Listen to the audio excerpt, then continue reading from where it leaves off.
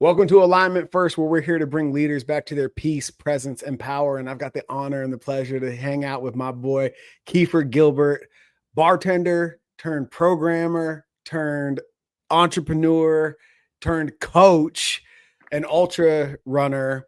Man, this has been a long time in the making. I am so pumped to share time, space, and energy with you today. And I have zero expectations. I just know this is going to be a dope conversation.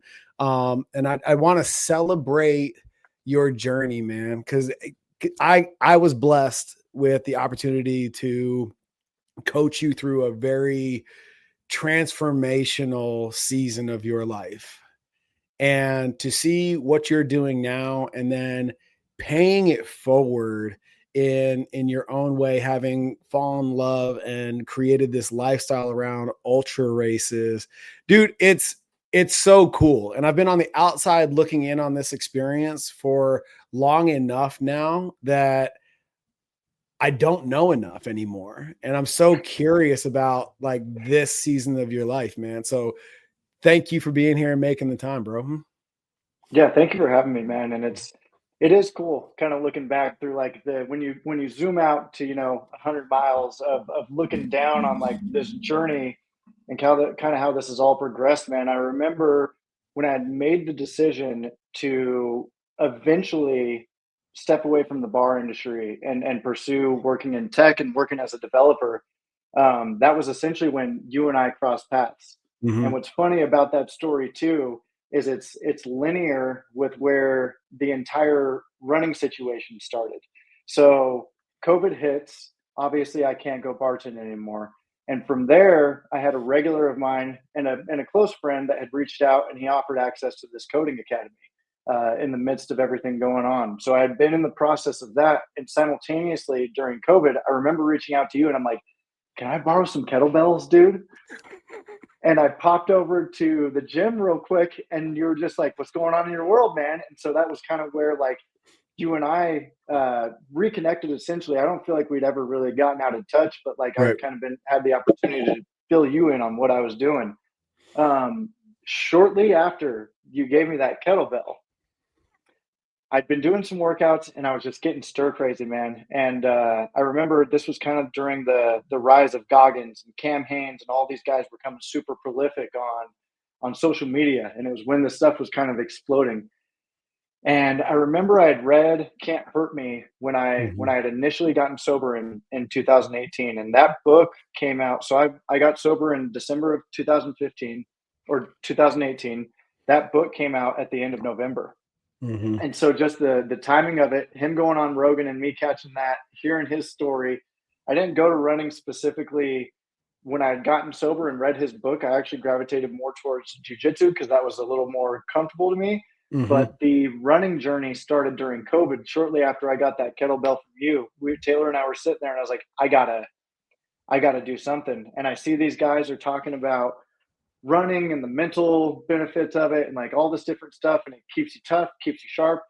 I had an Arrowhead water bottle in one hand. I had an old beat up pair of like Nikes that weren't necessarily running shoes, and I took off for 10 miles, man. And I slept the entire rest of the day, dude. And I don't think I realized after I had gone 5 miles out, like I was just kind of running, like getting into a groove. Well, I got to fucking go back. Yeah. So like I hit the halfway point and I'm looking down at this water bottle that's like three quarters of the way empty, and I've got to like rip it back to the house at this point. So yeah, that was kind of the start of all of this, and you were definitely in the mix through the entirety of that story. Well, what's super interesting to me, and you touched on it, you you segued quick for a bit back into jujitsu because that was familiar, and you got that really strong collegiate wrestling background, and have trained at a high level in combat sports. And are there parallels there for you from your competition days that cross over into what you do in ultras? Absolutely, man. And I think that's why ultra running has been such a good fit in terms of all of this. Like when you're out on a wrestling mat, man, there was no team. I didn't have a block getting missed that I could, blame anything on with anybody. And the other thing that I started to learn like later in my life, and I wish I'd been able to channel this like a little bit better during my wrestling career. The mental side of it, I feel like I didn't develop until a little bit later. Um, but the battle against yourself in the midst of physical activity is a really special one that I feel like not everybody gets to experience, Mm-hmm. and get to experience it at like some extremes. Like I've been in absolute brawls during, college wrestling matches that felt worse than street fights that I've gotten into.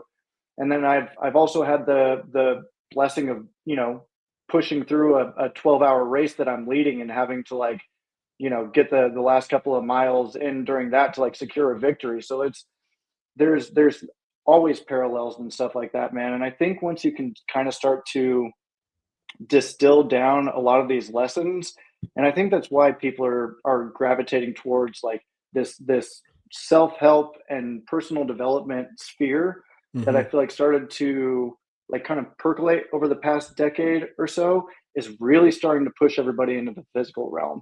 And it's Mm-hmm. because they do go so hand in hand. If you're working on yourself, you're understanding that like moving your body and like being intentional with like the things that you're doing, the things you're consuming, nutrition, social media, all of this different stuff, it all ties together. So if you're trying to work on yourself, that Mm-hmm. directly translates over to something physical.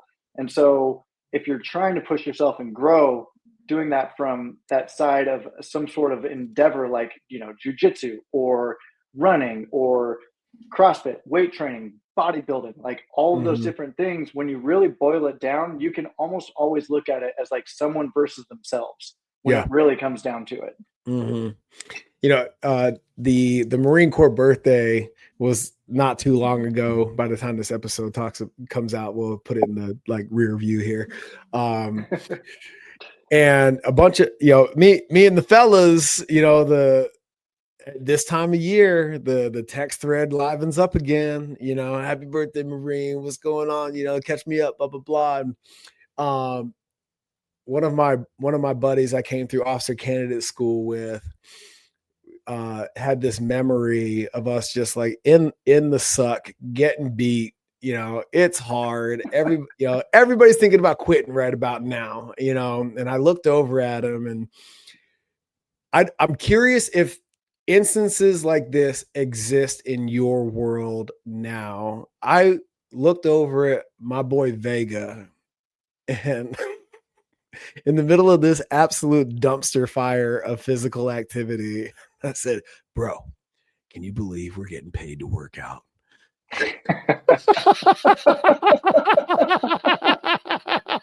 He just looked at me like, "What the fuck is wrong with you? Who is this dude?"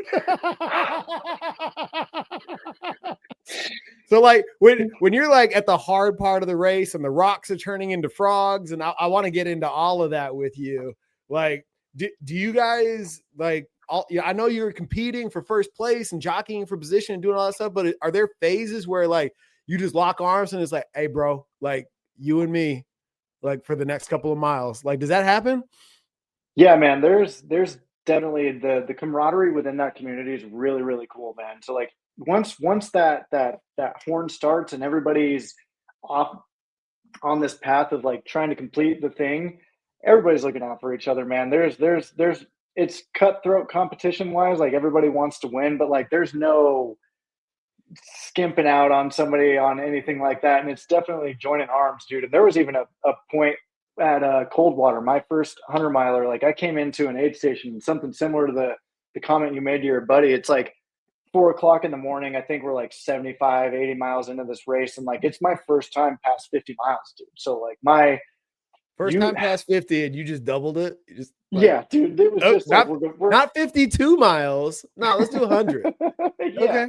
that's how this goes, right? Like, I've done 100 miles now, so I'm going to sign up for 250. This is the natural progression in my mind of how this all goes, right? This is why you're my So, people, bro. dude, fucking idiots, man. So we're at this aid station, and I'm sitting there, and it was somebody's pacer comes up to me, and I'm in the hurt locker. I'm eating ramen noodles, trying to get myself put together. I'd had some nutrition issues. And this guy looks at me and goes, "Man, remember that time that you paid money to be out here?" And I was like, "Fuck you." Because unless you're at the top of the sport, dude, like realistically, like you're paying a couple $100s to go torture yourself out in the mountains or the desert, whatever course Mm-hmm. you end up picking. Like, you better be taking this thing seriously. And sometimes, like, I am a money motivated person. So, like, that was kind of the reminder that I needed where it's like, I can't fucking quit, dude. I paid to be here. I'm not wasting Mm-hmm. that money, dude. Sure. Yeah. Where does what's been your hardest race so far? Your most challenging race, I should say.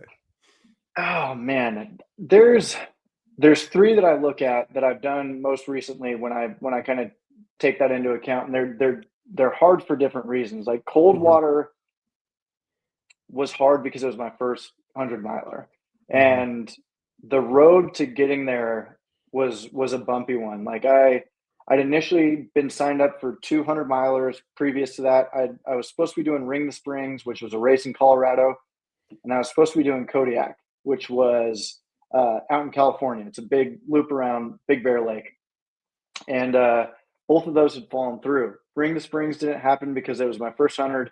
They were having permitting issues, and I was worried I was going to go through this huge training block and the race not happen. So we pulled the plug on that, pivoted to Kodiak. In the process of getting ready for that 100 miler, we found out that I was having my second child. And so it was like, let's kind of entertain this for a second. We're going through the training block and everything and kind of starting to look at what travel is going to look like for crew, pacers, stocking Airbnb with food, getting all of my stuff out there for this endeavor, all of that. And it was like, hey, let's pump the brakes here. I'm going to make the executive decision. We're going to put a pause on this. Let's focus on getting Silas here, getting us situated and like ready for having the second baby. Like it's a whole different thing. So Mm-hmm. we put the hold on that. And I think it was almost 2 years post pulling the plug on that for cold water to happen. So I'd been in the ultra space for, 3-4 years at that point, and I just felt like I didn't have anything substantial to show for all of this work that I'd done for so many years. And so you get to the starting line of this thing and you put the time in, you've got the miles on your legs. I've done the speed work, I've done the long runs, my nutrition's dialed. I just need to go execute. But there's also this thing in the back of your mind where it's like, if you fucking fail, this goalpost gets moved even farther back. And you've got to recover, and then you need to find another race. And, it's getting harder and harder to get into these things because it's gaining so much popularity. And so cold water was tough in that regard, where it was like, it felt like there was a huge monkey on my back throughout the entirety of that race. And then it's the first time that you're going 100 miles. Like I'd ran through the night with friends of mine pacing and doing stuff like that, but it had never been my race. It was never my responsibility to get across the finish line. So that was a lot different. So that was a challenging one, cold water 100, just due to those things. Mm-hmm. I did Mogollon Monster like 2 or 3 months after that, bounced back and went and did that. And that was actually my first DNF. So I didn't make it to the finish line of that one. Was having some breathing issues, realized that I have some like late life asthma stuff that's coming back up that I had as a kid, and got to experience that at about 40 miles into a race up on the Mogollon Rim. After climbing about 10,000 feet worth of vertical gain, and like, yeah, dude, felt like I was breathing through a straw. So that was challenging in that regard of just like staying calm in that moment and kind of feeling everything going wrong. And like, it was hard because I was bummed out with the result of the race, but it was also one of the biggest lessons I've learned, where it's like I kept moving. I didn't Nothing bad happened. I felt like there was a portion of me that felt like I could have kept pushing on. And so that was tough, feeling all of that and feeling the failure of, preparing for something like that. It's a lot of time with the family and everything like that. So that's tough. In those regards, like the setbacks always hurt, man. Mm-hmm. But the cool thing is that was the beginning of September, and then that led to me signing up for my first fixed time race. And so there's ultra marathons that are like these point to point races, or they are loop courses, and however you accumulate those miles, they're typically on trails and things of that nature. And so November, I signed up for the FatOx 12-hour. And that was my first stab at a fixed time race. And the reason I'm bringing this up is because this is a totally different kind of hard. So this is a 1.2 mile pavement track. And essentially at the beginning of this race, they start a timer and everybody starts running circles on this thing. They change the direction of it every 3 hours. So you'll go clockwise and then you're going counterclockwise.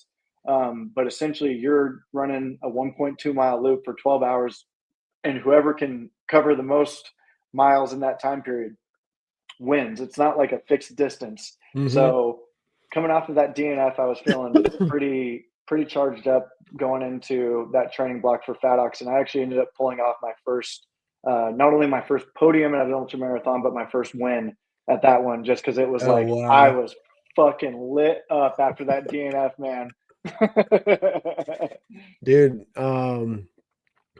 we were talking about in the leaders forum last night, actually, which, dude, we miss you in the room, man. We were talking about the over indexing in the rebound from a DNF or a traumatic event, in which you hit that valley and then you're so amped or so motivated to climb out. You know what I'm saying? Like your whatever baseline was, you blow past it. And then like in the aftermath of that race, you kind of like taper off because it's like, okay, cool, point proven. Now I can come back to normal. Is that accurate? It's actually fucking crazy that you say that, man, because I don't ever want to deter anybody from wanting to compete at these things, man. You should be honest. Like this is like the people that are like, dude, I want to join the Marines. And it's like, no, you don't. I feel like what you're doing is very akin to military service in that it is best when it's a calling. Yeah, dude. Okay. For the highest likelihood of positive impact, let it call you. Yep. Let it find you. Don't go looking. Don't go searching. Don't go searching. You might not like what you find. Let it find you. Yeah. I love it, man. Dude, specifically speaking to that too, man, it was like I didn't ever get into these things to compete. I just wanted to explore the psyche. I wanted to do something that was outside. I like to explore. I like the outdoors. Like we hunt and fish and do all of that stuff too, man. So it was like this just felt appropriate. Yeah. And I remember they called it for the last lap at FatOx for the 12-hour people. And I was like, I've got this locked up. I can walk at this point and like we're good. And I crossed the finish line.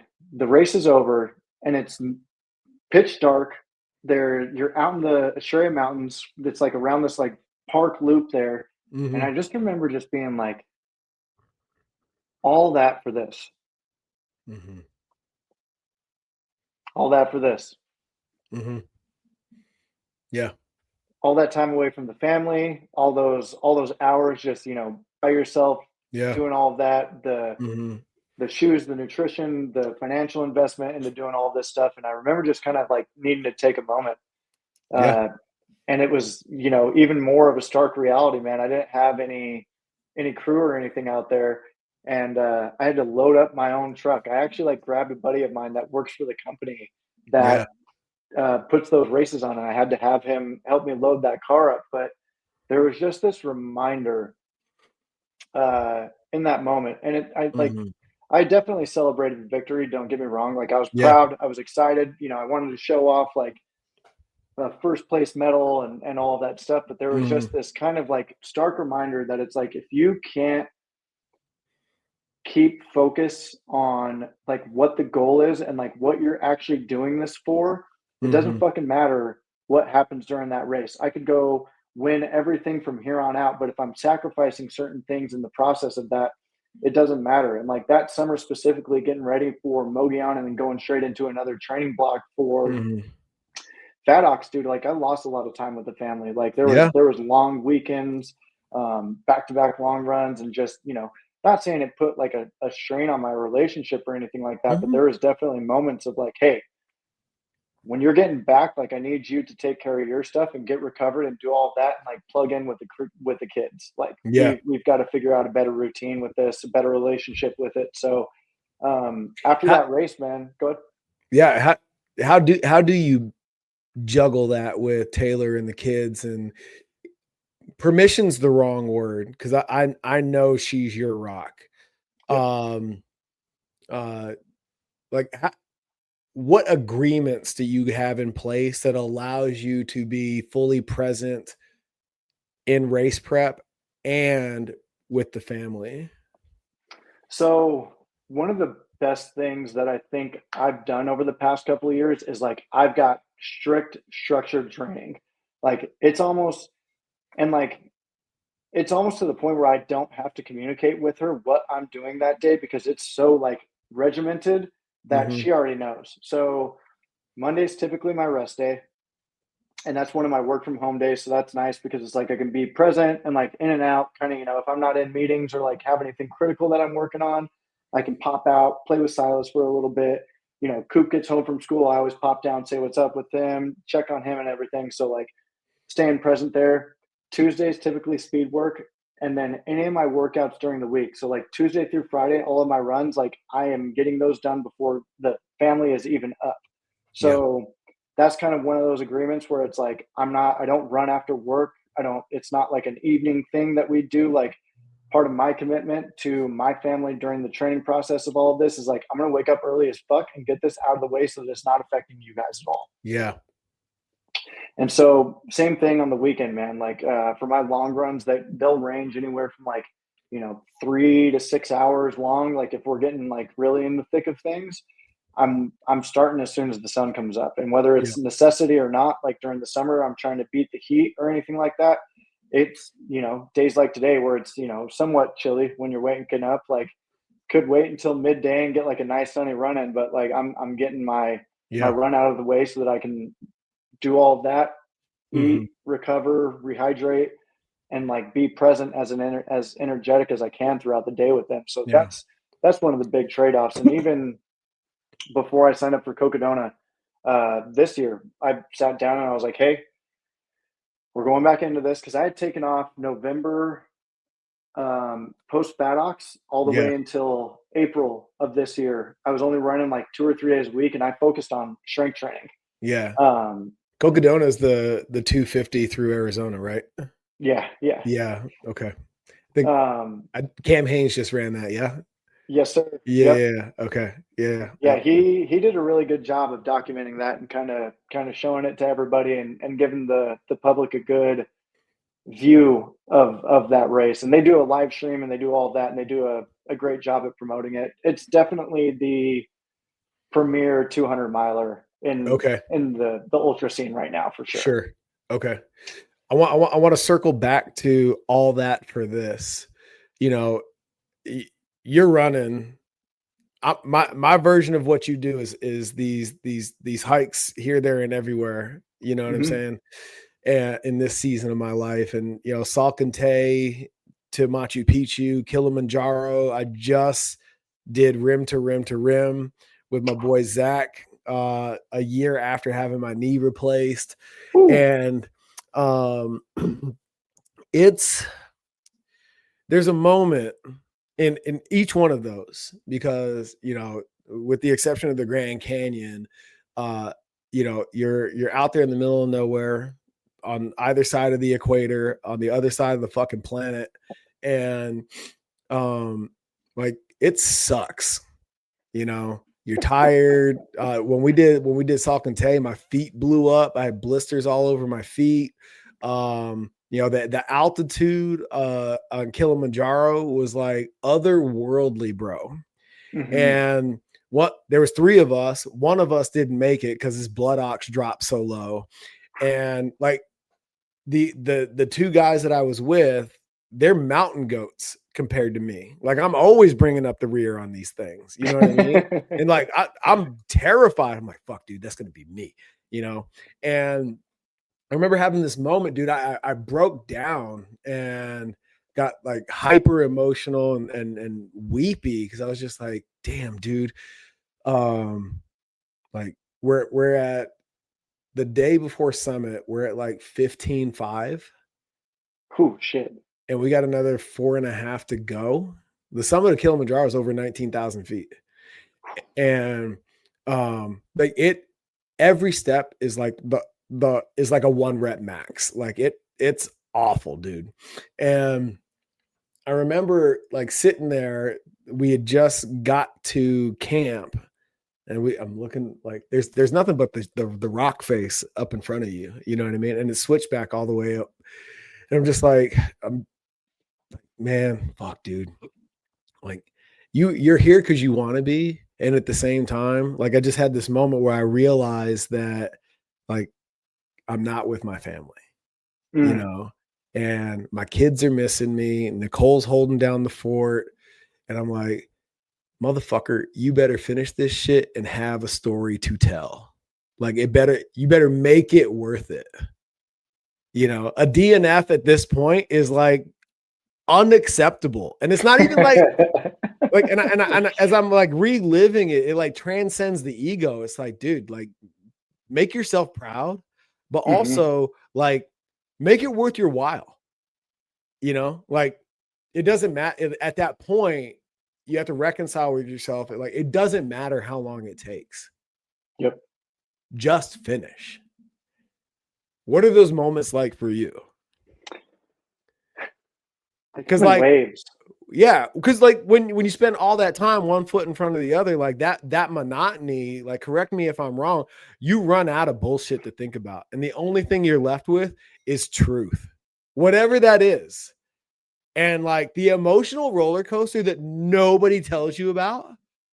Like it's like the finish line, the summit, the ruins, whatever. Like that's all people talk about. But like then you're on the road or on the trail. And it's like why? Like out of nowhere. Why am I crying right now? I'm not even fucking sad. Like what's going on? Like what's that like for you? There's absolutely no way to hide from yourself out there. There's not. And so what these ultras have a tendency, and it's not even necessarily just ultras, like you've obviously transcended into this also. I think any endeavor that asks everything of you will in tandem show you everything you're not. And because these things will chew you up and spit you out and then hold a fucking mirror up to you, that's when all of that starts coming up, man. That's when there's no ego to hide behind. There's nothing I can post on social media to distract myself from anything. There's no looking to anybody to like try to have a conversation like we were saying earlier, man. There's like all this camaraderie and all this stuff like that, but outside of that, man, there's definitely some internal battles that have to be had. And in those moments during those races, man, it feels like a sledgehammer just gets driven into your chest, and it's like it's time to start facing all of this stuff down, man. There's a saying that running 100 miles is like cramming 20 years of therapy into 24 hours, and it's an intense experience, man. And I think the pursuit of that is what's kept me driven through events when I've had to push through and like get tough. And I think that's why I did have that weird stark realization at Fat Ox when I finished that race, because I wasn't pushing at that race necessarily to like explore myself. That was more trying to prove a point that like I could finish a race and win and be competitive and like all the ego driven shit. And when that goal got accomplished at the end of that race and everything got peeled away, it was like, here's your fucking mirror, dude. So it's tough, man. Like you've got to find something to latch onto in those moments. And I know everybody kind of says this, like, you know, stereotypical, like, find your why, find why you're out there. And like, I think it's good going into a race with that and having something to hold on to that's like, it reminds me of like the fucking totems in that Leonardo DiCaprio movie when they're exploring the dreams. What is that called? Oh shit. Oh, we're gonna get Uh, laughed at on this one because I it's so know. obvious. Oh, it's not Memento. No. Starts with an I. Yep, it does. It's an I. Hold on. That's why we have the internet. Stand by. we got to pull it up. Figure this Jane out. happening. Can you still see me? Yep. Okay, cool. Inception. Inception. There we go. It's There like you the go. totems in Inception. Like you can Yeah. kind of, that pulls you back to reality. Essentially, it lets you know where you're at. But there's even times, man, during races where it's like none of that's going to pull you out of it. At the end of the day, you can have this why, and those can all be external and everything like that. But I think it's the same thing as like getting sober and finishing a race. Like if you don't want it for you to do this for you, it's not going to fucking happen. What was easier for you, bro? Getting sober or finishing that first 100-miler?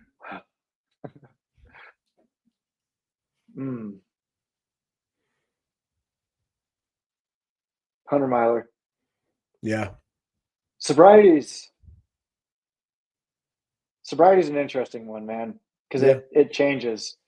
And changes you how? even start having these thoughts, man, of like, it's been a couple years now. I'm coming up on 7 years, and it's like, Yeah. Congrats, you man. get these. Thank you. You get these pokes and prods of like, I've got this under control now. What's one wouldn't hurt that bad. What if I just sniffed at that for a second? You know, what if I just entertained that? And like, there's even the fucking slippery slope of this non-alcoholic movement, man. Like, I can go out to dinner and go get a non-alcoholic beer, Yeah. and like go do that whole thing now. And like, I've even gotten to a point now where I'm like, is this aligned with like kind of my mission here? Is this like a little bit of a pacifier or a band-aid? Am I like kind of, you know, re-indulging in this and like getting that dopamine hit from having that beer in my hand, and like I'm just not getting the after effect? Am I still chasing this same fucking thing? So that's it's present all the time, man. Yeah. All of the time.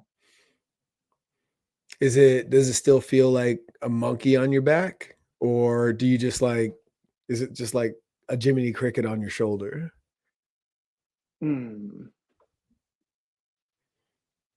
It depends on what fucking character is playing that day. Really? And I say that because, you know, I've had a couple about like those nicotine pouches, dude. Like, The Zins? I got it. Oh, dude. I got introduced. Are you a to Zin guy? Things. Not anymore. I had to kick that fucking thing. Bro, too. I got a story about Zins. I'm gonna cut you off real quick, dude. So when we were on the way up to the Grand Canyon, Zach, man, mountain man.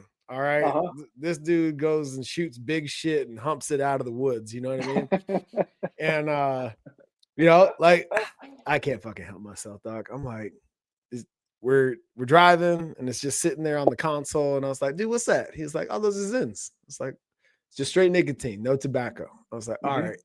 Every time in my young days, I tried Copenhagen long cut. Like, my guts turn inside out. No, thank you. Right. He's like, you won't have none of that, man. You'll be all right. Well, I'm a bubble gummer, man. I'm a cheap date. And these are 6s. I didn't know what I didn't know. Bro, I threw that pouch in. I'm driving. Okay.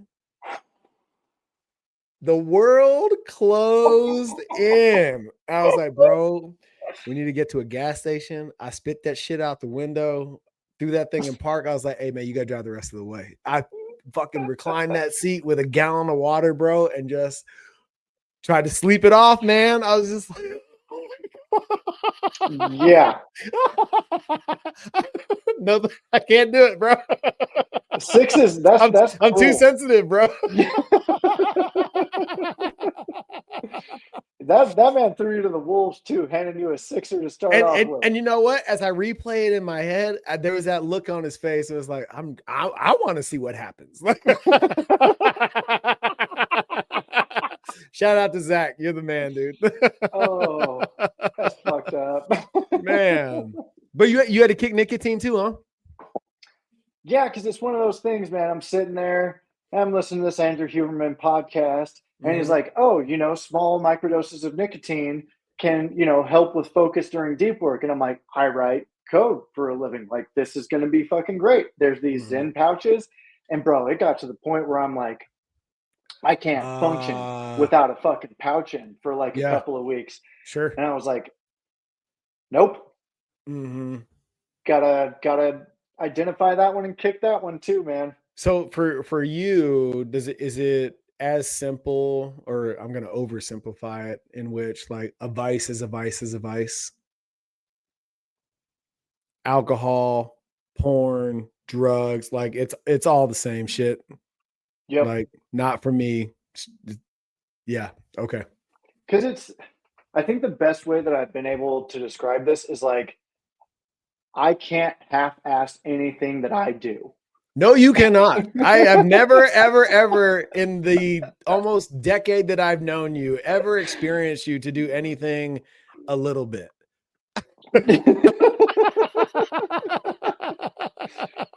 There we Hey, go, man. hey, dude, I'm kind of tired of bartending. What do you think about me rewiring the internet? Like, Hey, so I'm not going to just learn how to code. I'm going to start my own business while I'm learning how to do this still. bro, you know what? I love that about you though, because when Nerds of a Feather became a thing, I was so all in on that for you. I was like, oh, he's gonna fucking do it. Like you're gonna go all the way to the edge of the earth, and if it's not for you, then I'll back off. But you're not gonna like take a couple of steps and see if it's for you. I'm gonna ride it till the wheels fall off, and if I need to repair it, cool. But what like I feel like like the compulsive behavior that's associated with addiction and all of that stuff serves you in such a way on the positive end of that spectrum in which you're going to fuck around and find out. Like they're Yeah. like you don't have, as I know you, you don't have any maybes in your life. Mm-mm. There are no what ifs. And if there's a positive to any of it, I think that's it. You know, like you can look at your boys and say, Daddy left no stone unturned. Now, there's a lot of chaos that comes with that. You know what I mean? But like Kiefer knows Kiefer. And Yeah. I think that's if I can give you any celebration in your sobriety, I would just truly commend you as a man and as a father to have stared that animal in the face and faced it fucking bravely, dude. Mm. Thank you, man. Yeah. That means a lot. Mm-hmm. I've always mortality is an interesting thing, man. Mm-hmm. And I think having had such close interactions with it young, Mm-hmm. um, it was a stark reality early, I guess, Mm-hmm. that like our time here is limited. Um, I think by the time I was out of high school, I had one living grandparent left. And Mm-hmm. so I'd seen a lot of lives cut short. I've had friends pass early, and I don't want to get to the end of everything and feel like I didn't bring every bit out of this motherfucker that I could. Mm-hmm. Yeah. And I think often I worry about that taking a toll on everybody around me, but I think I'm at a point in my life that everybody around me knows, like if I'm saying I'm doing something, we're going to the nth degree, and Mm-hmm. it's kind of like either we hold on and fucking weather the storm with him, or you just get fucking left behind, man. Sure. There's people that have been in the purview that it's like, I'm going here, And Mm-hmm. if I get like even the smallest inkling of I don't think you can do that, it's fuck you. I'm gonna do Yeah. it, and you're gonna spectate. Well, let me ask you this, because there was a circle that introduced us Hmm. that I'm almost positive isn't around anymore. Sure, They aren't for me. sure. And what when you realize the reality of stepping into a higher version of yourself, and part of that process is s- cure being so um meticulous, discerning with your circles of influence, that you inevitably end up leaving people behind, or they leave you. Was that hard for you to reconcile? Like, this is just part of it. Is there a part of you that's like, are you okay with that? And it just is what it is? Or are you just like, man, fuck, I wish it didn't have to be this way? Later in my adult life, I think I had had a little bit better of a framework of dealing with it, man, because I've felt that since I was young, man. I grew up in a super small town, and I had big aspirations. I wasn't sticking around that town. Mhm, I wasn't hanging out there. I wasn't rotting in Winslow, and I was not going to live there the second that I graduated from high school. And I started feeling that tug my junior and senior year of high school, where it was like, I'm making plans. I'm, looking at universities. I'm trying to find places to go wrestle at. And so that was the first time that I ever started feeling that rift. And I didn't mhm, know what to call it then. You just kind of like, then I just chalked it up to like, they're all just fucking haters. They don't get it. They don't want to see me succeed. They want me to like stay at their level. And it was kind of shit like that. That was kind of what I told myself. mhm, When you're kind of getting into these spheres of like really elevating stuff and kind of going from like 99 to 100 situation, like, and you're kind of having to peel those layers off. Taylor and I talk about it all the time, man. I got sober, everybody fucking disappeared. We have a kid, everybody fucking disappeared. Like, you just kind of go through this process of like, if you're going as far as you can, there's not going to be anybody fucking left with you, man. So mhm. get used to being real fucking lonely. And that's just how it goes, dude. Like, there's always this huge team and all these people cheering at the start of everything, and you've got this big old fucking community, and then you decide it's really time to drop the hammer and go do the shit, and you are on your fucking own, bro. Like, Ah, I'm reliving so many moments right now. Oh my god.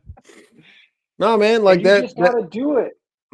like if I feel, and I really feel like, you know me, dude. I'm a universe Hmm. guy. You know what I'm saying? I really like that's part of the recipe that the universe is like, let's see if you really want that thing. Yep. Do art and I wouldn't even say that that dynamic is required, right? Because when eventually you get to a point where like you're running with your people, you know what Hmm. I'm saying? And like it's a small tribe, but it's a big tribe. You know what I mean? And but on the way, the universe is kind of like, are you for real? Do you want that? And it's like your best friend, your girl is like, no, don't do that. Stay with me. Like, let's kick it like we did back in the day, you know. Hmm. And it's like there have been some hard lessons. We like to, like, when you get beyond it, it's like, oh yeah, I relapsed, or I regressed, or took a couple of steps backwards or whatever. It's just like, nah, man, I just wasn't ready. Yeah. That's the truth. you know like, you need to learn that lesson one more time. Yeah. You need to just stick your finger in the fucking socket one more time before you finally got the lesson. And like we talked about, as you were moving in away from the bar scene and into coding. You know what I mean? Like, I remember how fucking tumultuous that was for you. And there was a period where you're like, I think I can do both. And I was like, no, you fucking can't. Do you remember that? Yeah, dude. Yeah. Like, I'm not gonna let. That's a lesson that you do not need to learn. Like, pick the lane and run with it. You know, absolutely. And dude, I'll never forget, man. I was seeing a girl when I joined the Marines.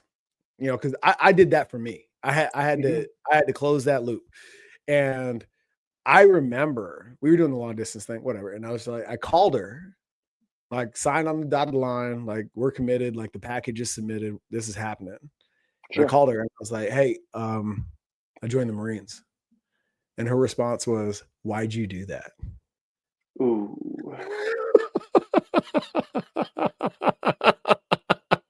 I was like, well, the writing's on the wall. You're like, have fun watching. She's like, are you, dude, it was crazy, man. She was like, are you kidding me right now? I was like, no, like I'm serious. Like, this is happening. Yeah. She's like, I don't know if I want to do that. I was like, in my mind at that moment, I was like, what are you doing? What do you have to do? Like, I totally get it now. Like, I stayed single throughout my military career, and it was all for the best. And I watched my buddies, like, try to, a lot of them, convince their other half that this greater mission was good for the both of us. And I think, like, as you know, I've navigated the military and entrepreneurship and coaching, and, you know, Nicole being my ride or die through all of that, and Taylor, yours. It's like what they possess is this, like, I'm going to stop trying to understand and just, like, I got you, babe. Like, yep. Yep. Dude, God bless him. You know what I mean? Like, yeah. I think I'm past this is going to sound bad. I'm past the point of feeling bad about it, because it's like, you've stuck around this fucking long. If you this is how it goes. And, like, dude, it functions just fine. We joke. I tell Nicole all the time, I was like, you don't have to worry about me leaving. You're gonna quit me. I say the same shit, dude. I'm like, you'll get sick of me before I get sick of you. Believe me. Like, that shit's how this dynamic's gonna fucking work. But you know what, man? Like, for all this, like, we're celebrating 11 years in January, dog. And you know, we look back on it like the heaven and the hell, you know, and it's like, God damn, man. Like, I've asked her, I was like, would you do it any different? She's like, Michael, we don't know how. Right. Like, how else could it have gone? Right. Yeah. We had those same conversations too, man. And it's the nice thing about sobriety, I guess, in the midst of this, is that lesson is so focused and so quantifiable that it's almost impossible not to miss it. And when you're navigating these relationships, whether it's with your significant other or other people, or you're needing to shed some people and, like, you know, elevate and keep moving and open and close businesses and all these different things, is like the lessons not always so in your face in those moments. Right. Whereas when you're navigating sobriety, there's always that ticker. There's always that day that I can look at on my phone that's, you know, it's over 2,500 days now. And I think one of the things that I have loved about sobriety is it's taught me to stay focused and understand what that lesson is, because I've learned to focus on that so I can see it within other things too. Yeah.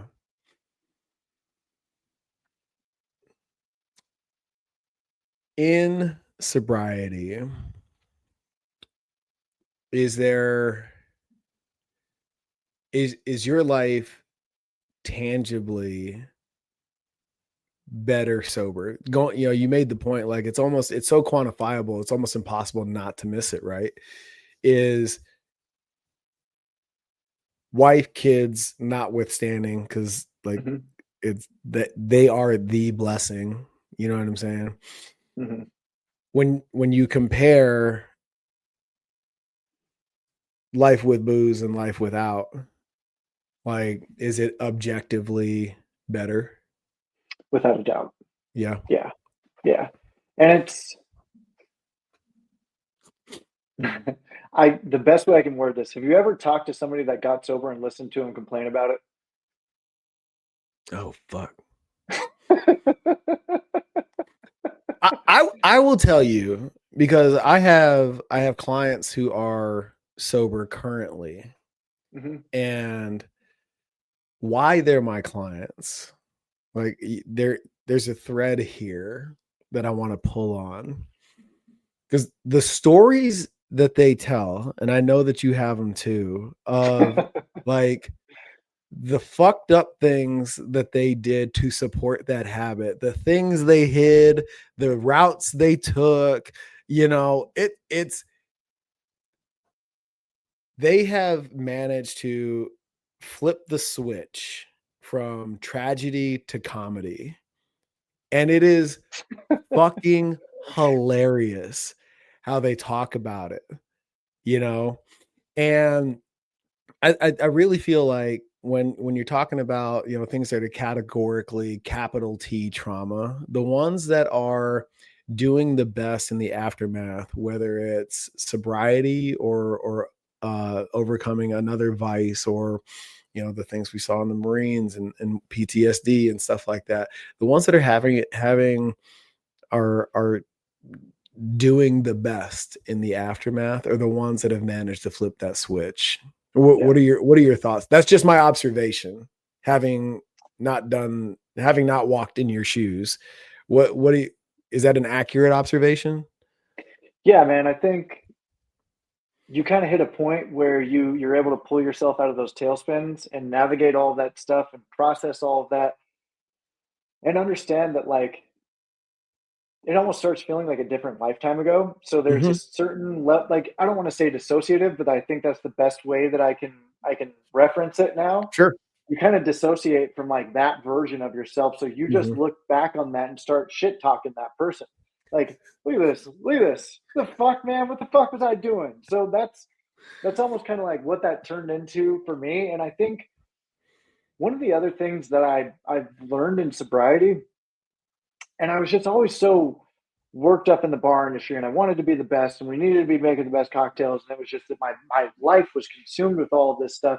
And since I've kind of gotten out of that, and like I'm in a different career field, I've got the family and hobbies and all of this different shit. Like it's just don't take everything so fucking seriously either, Mm. because there's kind of a little bit of magic in that too. Like if you're a little bit too much like thumb down on everything all the time, I think when you're putting that much pressure on something, whether it's career or fitness or relationships, no matter what it is, when you're holding something down and like putting that much pressure on it, I think I'm not saying like don't be disciplined and don't have like goals and everything like that, but if you're not giving it at least a little bit of, I guess, enough breathing room for some magic to happen and like Mhm. look at it with like a comedic perspective, then Yeah. magic can't fucking happen, man.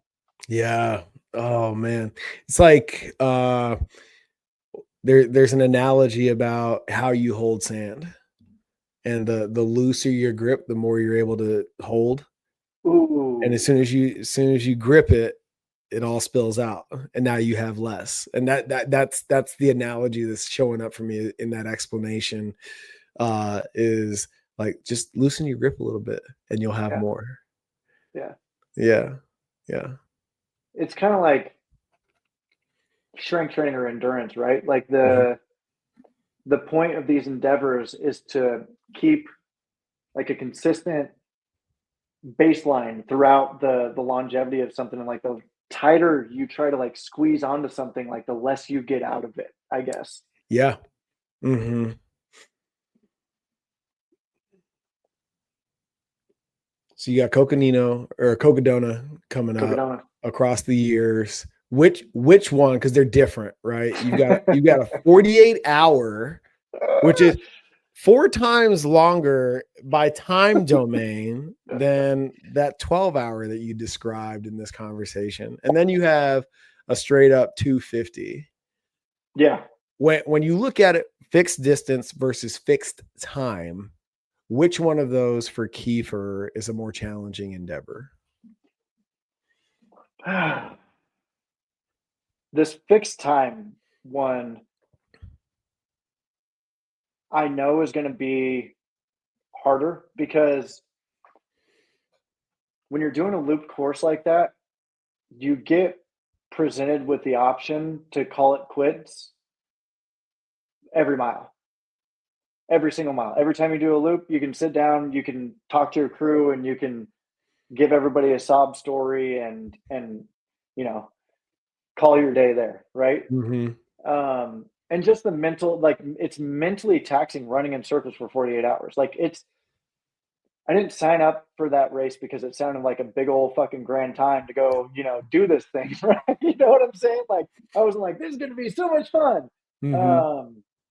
This is kind of a litmus test, like getting a feel for a multi-day effort. Like that's mainly the focus here, and doing that within a really controllable environment. So like, if my nutrition comes undone, all I got to do is walk, at the most, like if I get a half mile away from the thing, I'm walking 3/4 of a mile to get back to my car to, start problem solving. I can, if things go sideways during the nighttime, like I can go lay down and sleep and take a quick, power nap to bounce back from that. Like Cocodona is not going to offer me those luxuries, but Cocodona is also this like race that I've been, chasing since, May of 2022 when I first got introduced to it. Like, so there's the like hike portion of Cocodona. There's like the, traversing from Black Canyon City to Flagstaff, and it's this adventure and it's this fucking vision quest at this point, man. And then there's Across the Years 48 hour where it's like I'm pretty much going to go like mentally push myself to the absolute edge of what I think I'm capable of handling. And like those moments of like really wringing everything out and like, pulverizing myself down to it. And like, I think it's going to be good. It's going to be super hard because this is my mentality going into it of like, Yeah. I'm going to pulverize myself down to this raw form and like have a real big fucking heart to heart with that guy down in there and make sure that like we're ready to go do 250. Yeah. Gotcha. So I want to finish here with this last question because I'm very ignorant in asking this question. So if the perception doesn't match the reality, call that out. Your chosen path of testing yourself seems to be heavily inundated with people that have overcome the demons that you have. Is that an accurate observation? Absolutely. Yeah. Why is that tribe attracted to this activity? It's like fucking magnetic, it seems like. I have a joking way that I'll initialize the answer of this question with. And I used to, for hours on end, day and night sometimes, until the early morning, punish myself consuming alcohol in the way that I did. And so I feel like I've got a predisposition and a little bit of a leg up on these motherfuckers that didn't used to party like I did. I'll keep it moving all fucking night, baby. I ain't fucking scared of that shit. I'll watch the goddamn sun come up. This is reps at this point. This is an uncharted territory for me. I've been up for 3 fucking days on benders. The fuck you mean we got 48 hours? I ain't scared.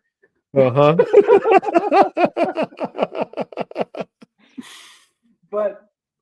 I guess a little bit more of a level-headed answer to that, man. I think when you strip away the substance abuse and everything like that, there is like a certain level of chaos that you've gotten comfortable in for so long that gets pulled away that it feels like those first couple like months, even like years sometimes for people of sobriety, it feels like everything's on mute.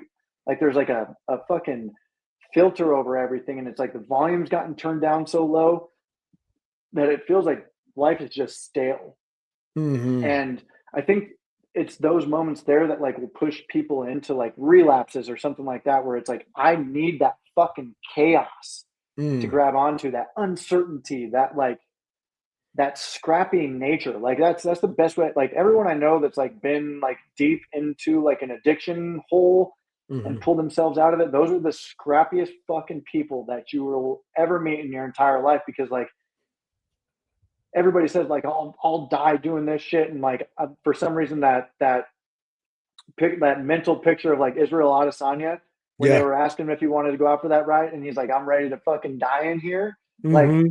that's that addict mentality, bro. Like they understand that. And so I think something where you've got ultras that it's like you're pushing to the absolute max of what you can do. It introduces that chaos. There's like all that active problem solving and troubleshooting and all that different shit, doing all this crazy stuff you have to do to get what you want kind of situation. Yeah. Yeah. That's where we thrive. Oh shit. Wow. I appreciate that perspective, brother. Man, let's call it there, dude. Cool. Where can everybody watch you, dog? Like, if well, you coach too, man. So, like, are you available to help people like prep and like where does everybody find you?